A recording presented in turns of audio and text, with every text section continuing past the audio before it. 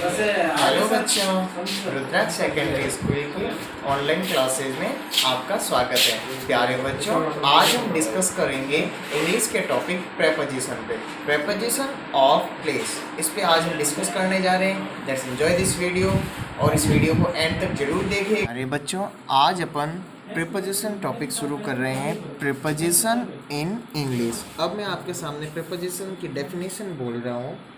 Preposition also tell us the relationship of the noun or pronoun in a sentence with the other words।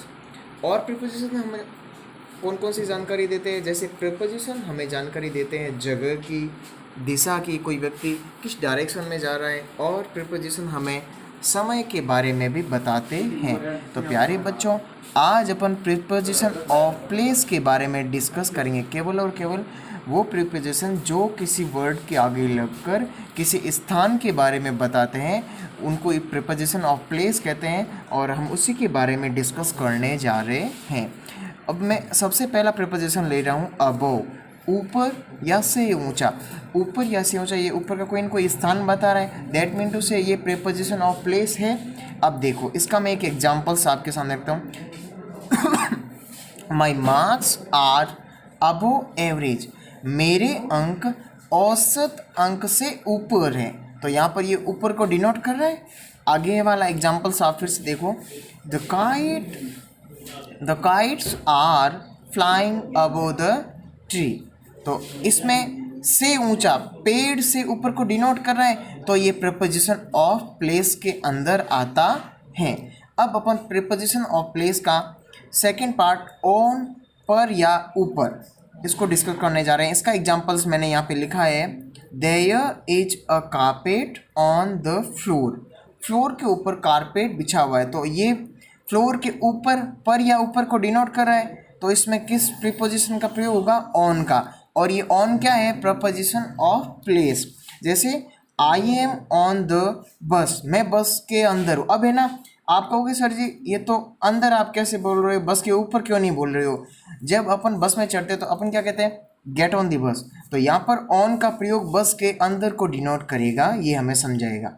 आगे चलो, beside. Beside का मतलब होता है पास में होना या पास होना। जैसे my house is beside my school, मेरा घर मेरे स्कूल के पास है। तो ये पास होने में जगह का बोध करवा रहा है, दैट मीन टू से ये प्रीपोजिशन ऑफ प्लेस है। जैसे can you sit beside me, क्या तुम मेरे पास, क्या मैं आपके पास क्या तुम मेरे पास बैठ सकते हो? तो यहाँ पर बिसाइड का मतलब क्या, यहाँ पर भी पास होने का डिनोट हो रहा है, दिख तो रहा है ना। अब आगे चलो प्यारे बच्चों, जैसे आगे वाला प्रीपोजिशन है नियर। ये नियर है ना, पास तो बता रहा है, लेकिन इसमें क्या बताता है? डिस्टेंस, दूरी बताता है कि भाई उस जगह से उस जगह के बीच में कितना डिस्टेंस है। और ये बिसाइड, ये डिस्टेंस को डिनोट नहीं करता। जैसे my house is near my shop, मेरा घर मेरी दुकान के पास है। तो यहाँ पर देखो, यहाँ पर ये दूरी का बोध हो रहा है क्या? यहाँ पर किसी प्रकार की दूरी का बोध हो रहा है? नहीं हो रहा है। तो नियर में हमेशा डिस्टेंस को शो करता है। आगे चलो प्यारे बच्चों, अपन प्रीपोजिशन नंबर 5 पे आते हैं, बिहाइंड या पीछे। कैन यू स्टैंड बिहाइंड में, इसको बिहाइंड भी बोलते हैं। क्या तुम मेरे पीछे खड़े हो सकते हो? तो यहाँ पर पीछे कोई न कोई जगह है, प्लेस है, तो उसको डिनोट कर रहा है। आगे वाले देखना, the tree is behind the car, पेड़ कार के पीछे है। तो यहाँ पर पीछे का बोध हो रहा है, तो ये प्रीपोजिशन ऑफ प्लेस बिहाइंड ऐसे डिनोट हो रहा है।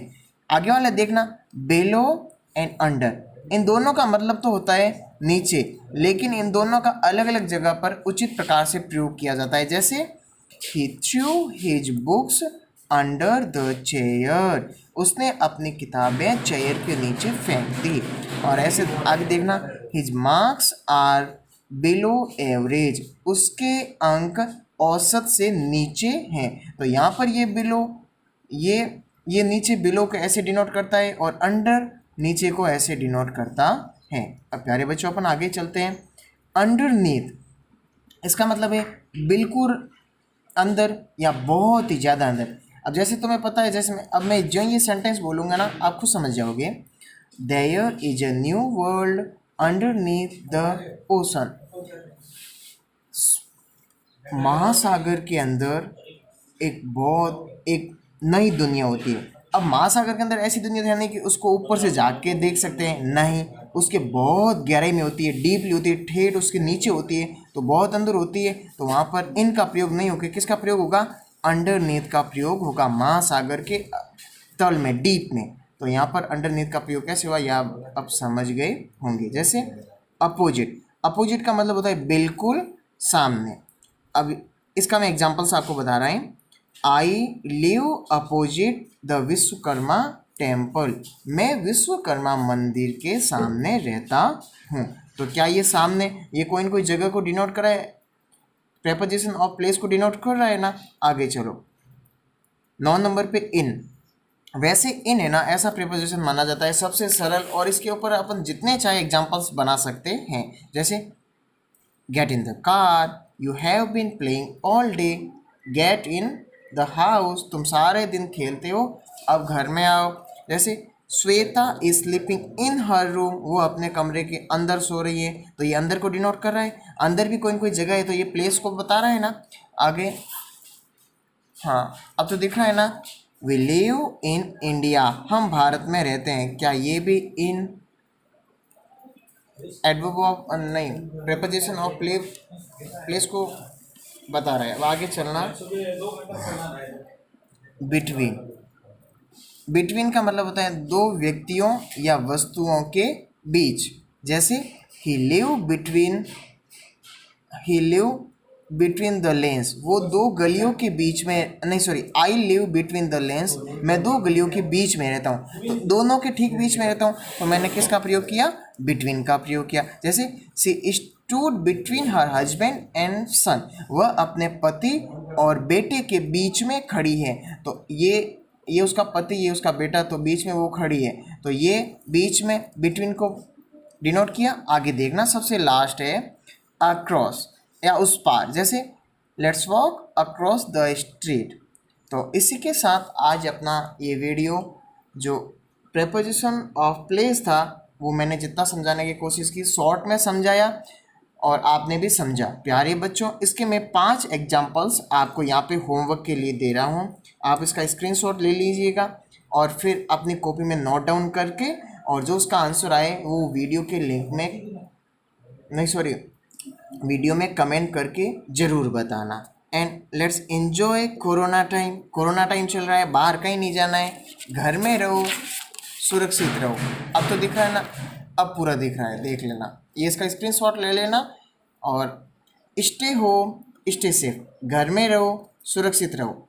और बाय बच्चों, मिलेंगे अगले वीडियो में।